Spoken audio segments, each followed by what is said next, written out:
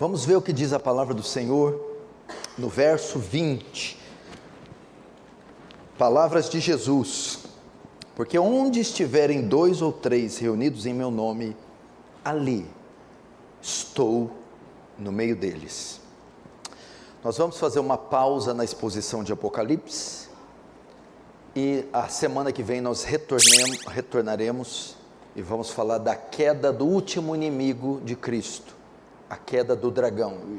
Já caíram a besta que veio do mar, a besta que surgiu da terra, a grande Babilônia, e agora falta cair o dragão. É isso que nós vamos ver na semana que vem. Mas vamos fechar os olhos e orar. Senhor Deus, ajuda-nos nas nossas fraquezas. Eu recorro a Ti, a Sua graça essa noite, porque eu sei que sem ela nada podemos fazer. Infelizmente, com o passar do tempo, temos perdido um pouco nossa identidade, nossa característica cristã.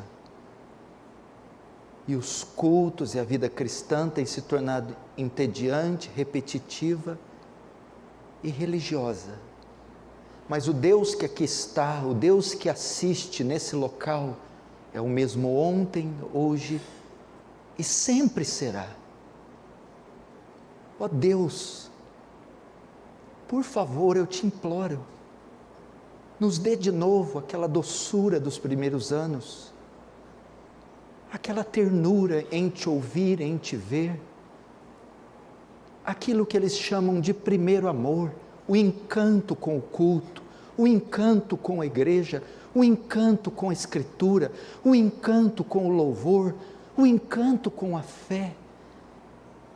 Que a nossa fé não seja algo secundário, como tem se tornado para alguns. Não. Ajuda a resgatar a paixão, o fervor, a singeleza, a simplicidade, ingenuidade cristã de outrora. Tira de nós as cisternas rotas que cavamos, que não retêm água, aquelas que deixamos, aquelas que tomamos no lugar do manancial de águas vivas.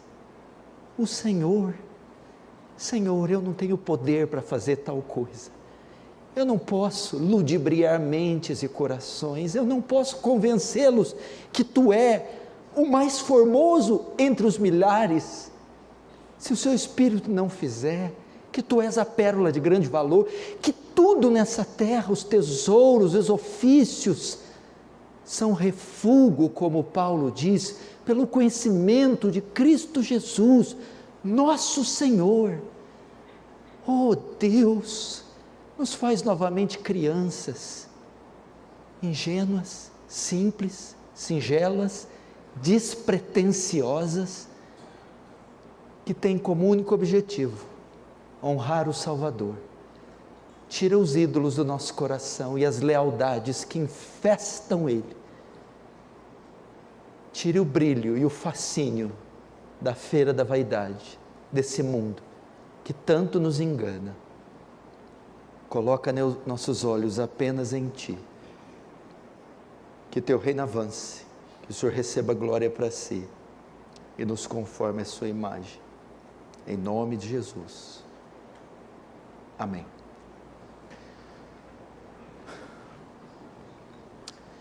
Queridos irmãos,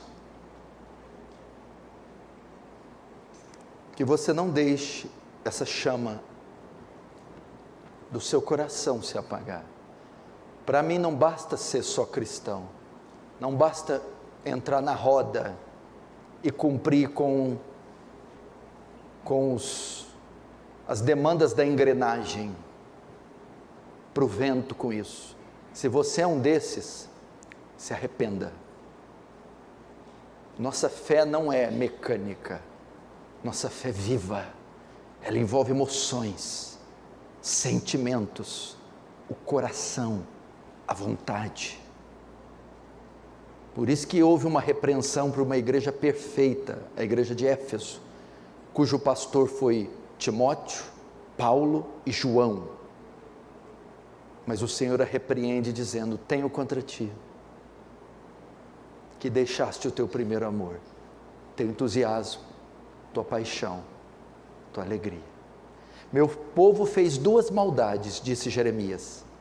A mim me deixou manancial de águas vivas e cavaram cisternas rotas que não retêm água.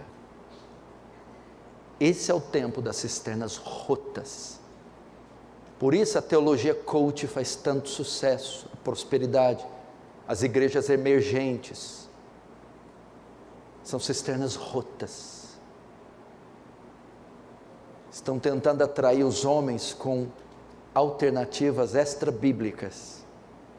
A vitrine para atrair os homens são coisas, pessoas, e não Cristo. Cristo, Cristo, apenas Cristo. Ou você tem Cristo, ou você não tem nada. Ou a igreja te apresenta Cristo, ou se essa igreja não tem Cristo para te dar, essa igreja não tem nada para te dar. Cristo é tudo o que precisamos. Cristo. Pastoreie seu coração. Veja se ele está igual Kate Green disse, vai passando o tempo, ele fica enrugado, velho, áspero, ríspido, seco. Então ele compôs aquela música, Senhor formoso és, porque à noite em oração ele diz para Deus, volta a me dar um coração com pele de bebê, coração simples, singelo, que te ame. Cuidado com os acessórios desse mundo. Lembra do progresso do peregrino, o livro Peregrino, quando ele passa, é a jornada do cristão até a cidade celestial, e ele passa pela feira da vaidade. E hoje, o nosso mundo virtual oferece muito da feira da vaidade. Plataformas, sucesso, empreendimento, riquezas, posses, estética, beleza. Tudo para tirar o brilho daquele que realmente tem que brilhar. Cristo Jesus. E como nós somos bobões, como nos fascinamos com farelos, com neblina, como nós nos fascinamos com as luzes desse mundo, com essas coisas que a traça come, a ferrugem corrói, o ladrão rouba e escava, e tiramos os olhos daquilo que realmente tem valor, Cristo.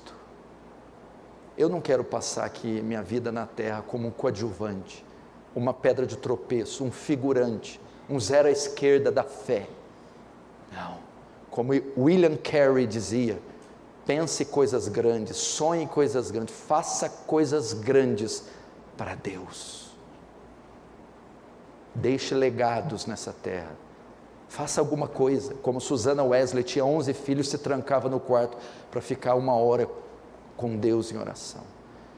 Ela educou seus filhos, dos quais saíram John e Charles Wesley, fundadores do metodismo, ao ponto de John Wesley dizer, aprendi mais sobre teologia, Bíblia e doutrina com a minha mãe, do que com qualquer teólogo da Inglaterra. João Calvino, com 24 anos, já tinha escrito um dos maiores compêndios reformados de todos os tempos, as Institutas da Religião, 24, 25 anos. George Miller, durante anos, sustentou 10 mil, 12 mil crianças em um orfanato na Inglaterra. Construiu escolas, igrejas, enviou missionários, plantou igrejas, morreu com 93 anos.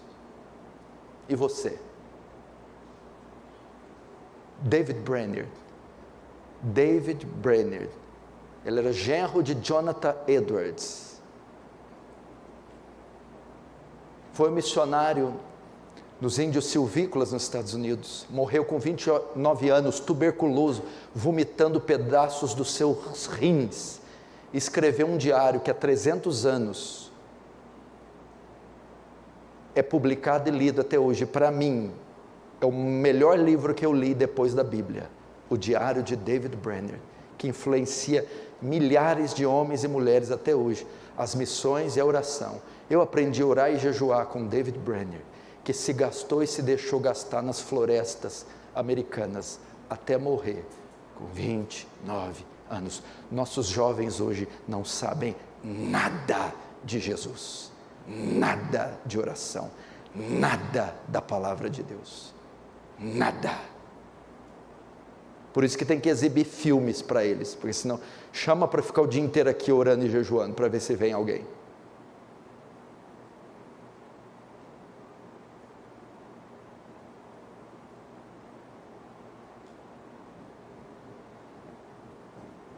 O tempo está cumprido, o reino de Deus está próximo. Jesus está voltando. Eu já disse para algumas pessoas, se a minha geração, se eu não ver a volta de Jesus, meus filhos verão. É muito difícil imaginar um mundo daqui mais 50, 100 anos. Se nós já estamos em contagem regressiva, para que perder tempo? E olha, eu quero já pedir desculpa para a massa, eu sei que essa palavra vai atingir só um pequeno grupo, os outros vão terminar aqui e vão continuar na catraca, na engrenagem. Aquela vidiazinha medíocre, previsível da catraca. Então não é para você, é só para os solos férteis, para aqueles inconformados com esse mundo, inconformados com o seu próprio estado espiritual. Aqueles que não querem passar batido nessa geração, aqueles que não se conformam em ser como os demais, aqueles que têm asco da inércia, da preguiça. Eu espero que essas sementes caiam sobre eles. Eu espero que o desejo deles seja, no último dia, poder dizer: combati o bom combate, acabei a carreira, guardei a fé. Estamos precisando de gente assim. Paulo disse: me gastarei e me deixarei gastar por vós. Me gastar, se gastar para o reino, para Cristo. Charles Studi dizia o quê? Uma vida só, e logo passará. E somente o que for feito por Cristo, permanecerá. Não ajuntai tesouros na terra, Jesus disse, onde a traça come, ferrugem corrói, ladrão escapa, mas juntai tesouros nos céus. Você está juntando tesouros dos céus? Qual a última vez você evangelizou alguém, trouxe alguém para o culto? Fez alguma obra? Passou o dia em oração e jejum?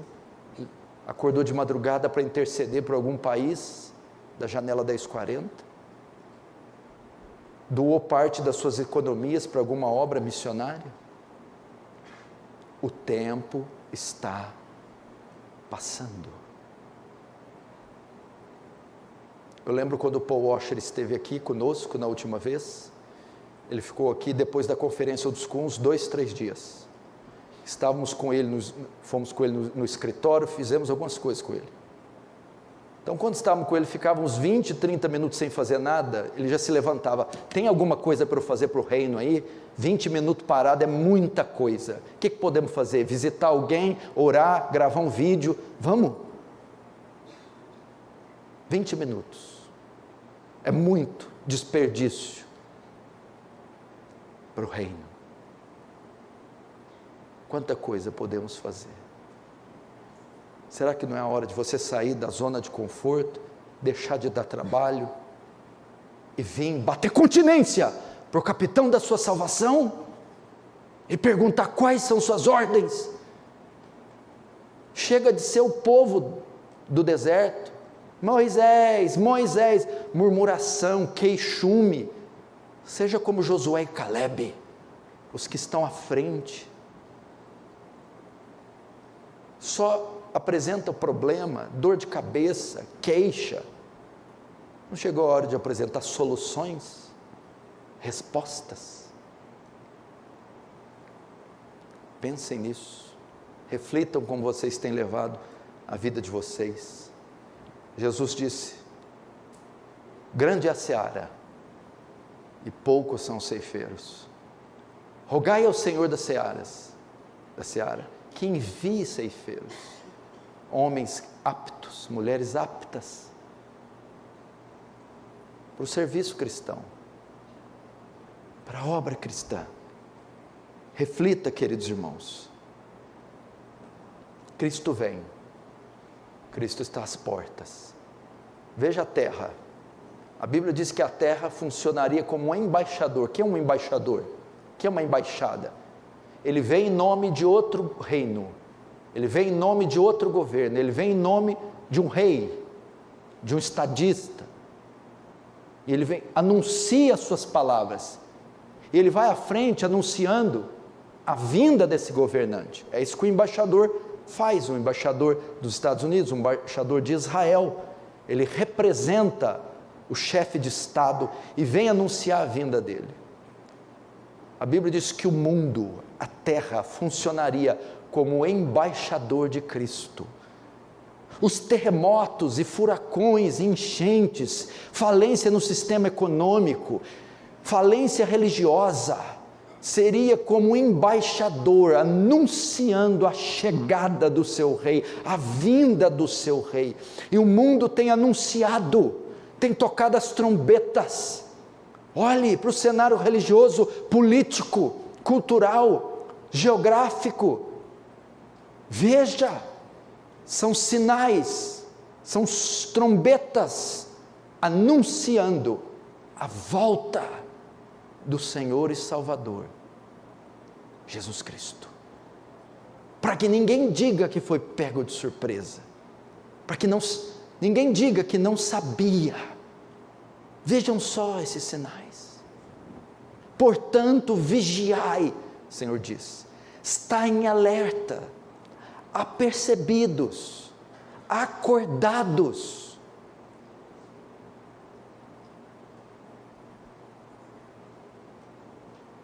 O que você está fazendo com esses sinais? Se preparando? Cada um de nós tem responsabilidade em tudo o que está acontecendo. Temos a nossa parte, o nosso papel em tudo o que está acontecendo.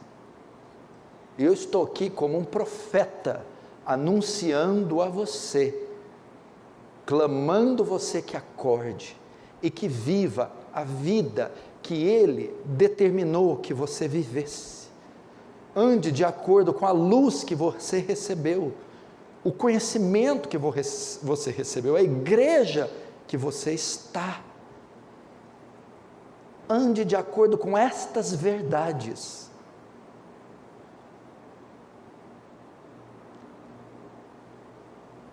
Sabe qual é o meu maior desejo para essa igreja?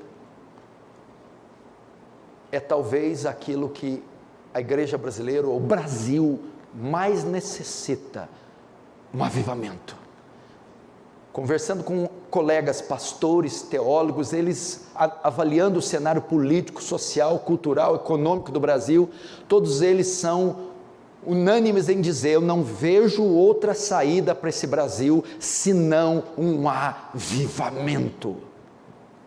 Um avivamento que possa alcançar e penetrar em todas as camadas da sociedade, que possa começar nas periferias e chegar até Brasília, até o Congresso Nacional. Mas o avivamento não começa pelos ímpios. Ímpios não são avivados, ímpios precisam ser convertidos. O avivamento não começa entre os pagãos nem nas seitas. O avivamento começa entre o povo de Deus. Quando o povo de Deus começa a ser dominado por uma fome por Deus, um desejo por Deus, quando o povo de Deus se desprende do mundo, se desprende dos brinquedos, dos jogos, das trivialidades, e se apegam firmemente no Senhor, na sua palavra, na igreja. E então esse avivamento que pode começar com pequenos focos, grupos de jovens ou grupos de irmãs, reuniões de oração com 20, 30 pessoas, de repente influenciam toda a comunidade, a igreja inteira está debaixo desse espírito, e aí esse avivamento vai além das quatro paredes, então ele alcança a sociedade ao derredor, caída. É isso que precisamos. As reuniões de oração estarem abarrotadas de crentes, as escolas dominicais não haverem lugares para as pessoas famintas pela palavra, famintas pela doutrina, famintas por teologia, famintas por conhecer. A livraria da igreja esgotada, não consegue dar conta da demanda que os crentes têm de ler, de criar uma biblioteca particular na sua casa. Quando acontece isso, quando os jovens são tomados de um amor por Jesus, quando eles deixam os estúpidos videogames, as mídias sociais, as plataformas digitais, o vício na internet, e se voltam para coisas jamais vistas dentre eles, horas a fio estudando as escrituras, 1, 2, 3, 4, horas a fio com a oração, envolvendo nos trabalhos evangelísticos da igreja, na limpeza, na manutenção. Quando esses jovens são tomados por isso, perdem todo o gosto pelo mundo, e os olhos deles começam a brilhar por Cristo, começa o coração a ser invadido por um fascínio pelo Senhor Jesus, um fascínio por aquela cruz sangrenta, um fascínio pelo Evangelho, um fascínio pelo Espírito Santo. Então se cumpre a palavra de João: jovens, eu vos escrevi porque sois fortes, porque já venceste o maligno, porque a palavra de Deus permanece em vós. Então nós temos na igreja homens como Sadraque, Mesaque, Abednego, Daniel, José, Davi. Esse avivamento, quando até as crianças são dadas às atividades espirituais, até elas se quebrantam, até elas começam a ler as escrituras, até elas começam a gastar mais tempo com Deus. Isso é avivamento, é fome de Deus, desapego do mundo. Veja quantos brinquedos nós temos, veja o nosso celular quanto toma o nosso tempo, veja quanto entretenimento, veja quantas plataformas de flicks que nós temos, a quantidade de jogos, de filmes, de entretenimento, a quantidade vasta que consome e traga, e os seus tentáculos imergem os homens e os deixam frios, secos, vazios, sem identidade. Os trabalhos, o glamour da fama, o glamour do status quo, o glamour do reconhecimento, vai sufocando, matando, suprimindo, e nós vamos nos tornando uma igreja anã, nanica, sem expressão, fraca, pequena, miúda, que não tem expressão nenhuma, é só pomposa, estética, bela, bonita, mas é sem vida, sem fogo, sem amor, é oca, é mentirosa, é falsa, é fake. Falta vida, porque ela está fascinada, enamorada do mundo. Mas quando o avivamento vem, e ele é comparado a um fogo, é como fogo sobre o ouro, sobre a pedra preciosa, aquele metal vai se desprendendo de todas as impurezas, e aquele fogo desce, então as impurezas, os brinquedos, as luzes, os eletrônicos, os ídolos vão se derretendo, vão se desprendendo, vão se soltando, e aquele ouro é puro, ele só tem olhos para Cristo, ele só quer Cristo, ele ama Cristo. Avivamento.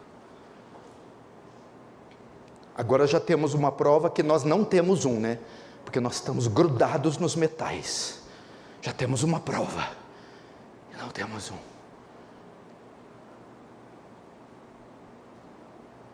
Quando esse fogo vem, é isso que acontece. Reunião de oração todos os dias aqui, das 6 às 9, a igreja fica aberta. Até agora só os fantasmas têm vindo, das 6 às 9, para quem quiser antes da faculdade, do trabalho, da fábrica de sapato, vim aqui ficar 10 minutos com o Senhor. Ainda não veio ninguém, é só a primeira bomba cair nessa cidade, vocês vão ver, é só o primeiro racionamento de água, de comida, e as crianças chorando porque não tem remédios, porque todas as fronteiras foram ocupadas por tropas, por inimigos. Vocês vão ver, tem gente que vai morar aqui na igreja. Posso ficar aí, pastor? Estou desempregado, sem água, sem comida. Eu não quero esperar esse dia. É isso que o avivamento faz, nos desprende, nos tira o fascínio desse mundo e nos coloca em Cristo. A vida é muito curta para eu não vivê-la para aquele que me salvou, que me criou sua imagem e semelhança. Meu irmão, acorda, quando você ouvir aquelas palavras, a quem enviarei? Quem há de ir por nós? Responda, eis-me aqui, envia-me a mim. Eis-me aqui, envia-me a mim, enche-me a mim, toca-me, toca em mim. Então eu também acredito que não há outra solução senão um avivamento. Mas eu sei que não é obra da carne, não são apelos, não são imposição, pressão. O vento sopra aonde quer e como quer. Essa é a obra do Espírito Santo invisível. É uma obra invisível, inesperada, inexplicável, transcendente, soberana, sobre-humana. Eu espero que venha e nos desperte para essa realidade. Mas o avivamento não dá só isso, fome de Deus, sede de Deus, mas ele também tem 2 outros efeitos que a igreja precisa. Ele purifica a igreja. Pecados são confessados em larga escala, os vícios são deixados, a imoralidade, a pornografia, sensualidade, luxúria, picaretagem, a safadeza são confessadas e Deus purifica. Documentos espúrios são rasgados, contratos falsos são desfeitos, alianças ilegítimas e ilegais são desfeitas. Há uma purificação. Os sótãos são abertos, os porões são abertos, e tudo é colocado no seu lugar. Nomes são limpos, dívidas são pagas, as tralhas imorais são incineradas, destruídas. A pureza nos olhos, pureza na mente, pureza nas mãos, pureza no corpo, pureza nos papéis, pureza nos documentos, pureza nos negócios, pureza nas relações, purezas nas sociedades, pureza. Há uma confissão de pecados, há uma convicção de pecados, coisa que nós não vemos mais. John Bunyan agonizou pelo seu pecado 1 ano e 6 meses, 18 meses, sentindo convicção, vomitando, confessando, abandonando, chorando, sentindo angústia pelo seu próprio pecado. Nós agora cultivamos pecados, temos pecados de estimação, fazemos concessões para certos pecados, convivemos em perfeita harmonia, mas quando o avivamento vem, ele nos divorcia do pecado, e essas amantes são condenadas a ir embora. O avivamento expulsa expulsa as nossas amantes, os nossos ídolos. Então há choro. Qual a última vez que você chorou pelo seu pecado? Não só o confessou verbalmente, mas disse: Pai, eu pequei, eu fui um adúltero, um bêbado, drogado, mentiroso, eu fraudei, eu menti, eu traí, meu coração é sujo, é iníquo, me perdoa, hoje estou aqui, eu não aguento mais carregar o fardo, a culpa desses pecados, foram anos, chega, chega, chega, chega. E os pecados são confessados, são abandonados. Não há mais concessão, não há mais aliança com eles. Não há! Não se pode coexistir o Espírito Santo com eles.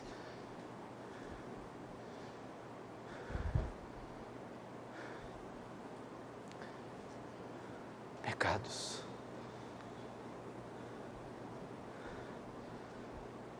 Você quer ver o poder de Deus? Antes de Deus derramar fogo no sacrifício de Elias, Elias encharcou o sacrifício com água, símbolo da purificação. Elias fez uma vala entre os cananeus, os adoradores de Baal, e Israel, separação. Só depois da separação e da purificação que fogo do céu desceu. Impureza, imoralidade, mentira. E aí, nós temos mais um resultado do avivamento. A inércia e a apatia da igreja é tirada, e a igreja começa a se tornar uma igreja evangelística e missionária, porque o avivamento invariavelmente desemboca, converge em evangelismo e em missões. Quando teve o avivamento dos morávios na Tchecoslováquia, dali surgiu o movimento missionário estudantil. Eles foram enviados para ilhas do Caribe e foram vendidos como escravo. A única maneira de entrar lá para evangelizar era se tornando um escravo. E esses jovens do condado do Conde Zinzendorf se oferecem para serem vendidos como escravo, e sendo escravos no Caribe, poder pregar para os escravos ali, naquela ilha. Por quê? Porque tudo começou no avivamento morávio. Evangelismo, missões. Termina com isso, porque o avivamento é contagioso. É contagioso, as pessoas saem do culto, elas têm necessidade de falar para as outras. Você precisa ir lá, você precisa ouvir o que eu ouvi, você precisa crer no que eu creio, você precisa ler isso aqui. Então elas convidam, elas ligam, mandam textos, mandam vídeos, mandam mensagens, elas oram, elas fazem lista de pecadores que elas querem que se convertam, e elas oram, e elas choram, e elas jejuam, e elas imploram, até que uma, ou pelo menos duas, ou quem sabe 3 delas, venham até o culto.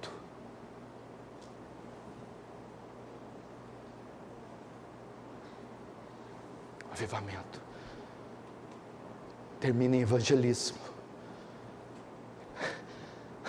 Os jovens não conseguem olhar para a sala de aula e ver outra coisa senão uma multidão de pecadores, e voltam tristes.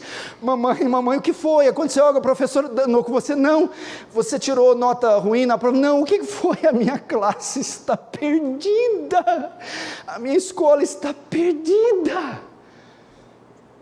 Perdida. Meu trabalho.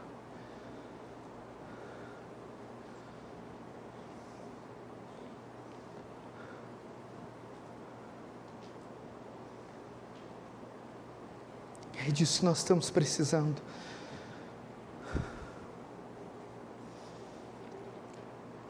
Desculpe, não era isso que eu ia pregar, mas eu creio que era isso. que Deus quer comunicar com você. E eu quero convidar você, vem fazer parte dessa obra, vem. Temos projetos aí, temos um grupo de evangelismo que sai no meio das semanas, nas ruas e nos bairros, temos uma escola que cresce a cada mês, temos um projeto de construção de um templo para 1.500 pessoas, um seminário teológico batista, a sede de uma editora. Ajude-nos, contribua com oração, contribua financeiramente, contribua com limpeza, contribua trazendo pessoas. Vem comigo, larga os brinquedos, vem, larga os joguinhos estúpidos, vem, larga um pouco o lazer. Ah, pastor, tem que descansar, passear. Já descansou e passeou demais, chega. A Madre Teresa de Calcutá, a freira, disse, quando o repórter disse, madre, você precisa descansar, você está muito velha, ela disse, terei muito tempo para descansar na eternidade.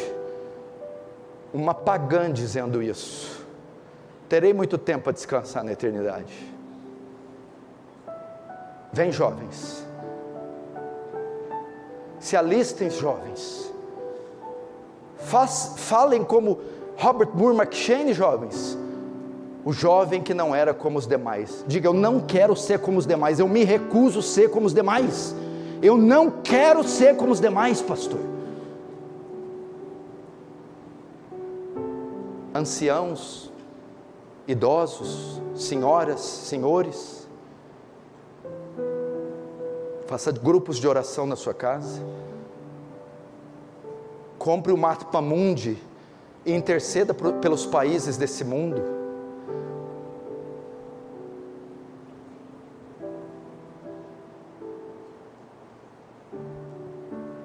Abençoe a obra de Deus.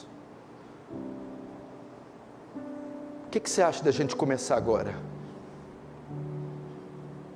Vamos começar orando, como dizem, levantando um clamor. Vamos então, quem tiver a liberdade de se ajoelhar, pode se ajoelhar, quem não puder, ore sentado mesmo. Vamos começar esse avivamento orando e clamando ao Senhor.